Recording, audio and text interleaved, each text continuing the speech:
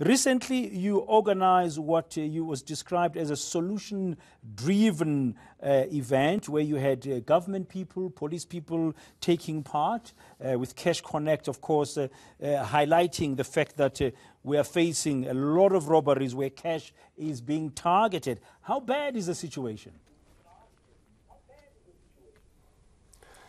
Well, it's increased quite significantly year on year.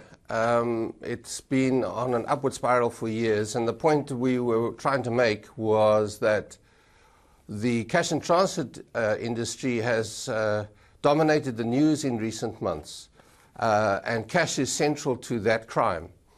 And in fact, the retail sector of our economy is equally under threat and under attack, to the same extent and possibly even worse. Now, the retailers are feeling the pinch as well, and things like ATMs. Your organization has suggested some possible ways of dealing with this. What do you think? What do you think the retailers should do to protect their cash?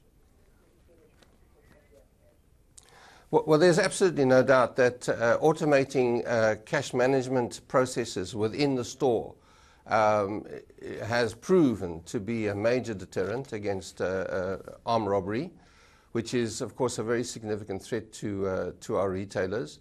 We've had over 2,000 cash-related crimes against retailers in the first 8 months of this year, and cash is central to the target. So automating cash management within the store and removing cash from the till drawers and from being lying around being handled manually is a primary solution.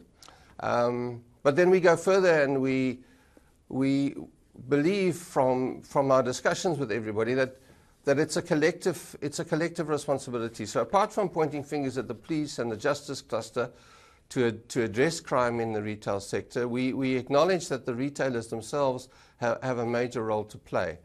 And things like ensuring that one's closed-circuit television systems are properly focused and properly recording the images of people moving in the stores, and the intruder alarm systems, the intruder detection systems are properly monitored and maintained, are critical components of contribution that the retailer can make towards assisting the collective in addressing crime in this space. Well, automation, is it affordable? I mean, according to the stats that we've seen that you've referred to, 78% of the victims are SMMEs, the small and medium enterprises. If you're going automation, you're going technology, it can be costly. That's a myth. That's a myth. So we're able to prove conclusively that the cost of automating and managing cash and removing risk in that way is as much as 50% cheaper than the old-style manual counting and reconciliation of cash, which takes place in a huge number of retailers still to this day. Because the manual processes require people to check people to check people. It requires cash to circulate within the store. There is a high level of shrinkage that's involved, either deliberately or unintentionally. So there are a whole lot of associated costs with manual management of cash, which are eliminated by the automation process. Okay, there's a human factor. We've had reports, we've seen reports where the MEC for safety in Gauteng, Mrs. Nkosi Malobane, saying that 60% of the criminals are within. Then you have to consider that human factor of the responsibility of the business person, the retailer, to vet their employees. Would you agree with that sentiment? I would certainly agree with it. And it must be seen within the context of the fact that we're actually talking about organized crime, syndicated organized crime, the same kind of bandits and gangs that are orchestrating the attacks against the armored trucks on the streets of South Africa are the same people that plan and execute these attacks against cash in the retail space. So they don't just ad lib these attacks. They're very carefully planned. We have evidence of planning that goes back as much as 6 months prior to an attack. And part of that equation is soliciting information from inside of the target and understanding when the cash is available at the most opportune time, in order that they can plan and execute these robberies with the highest level of efficiency as possible. So it is a very real feature of the landscape.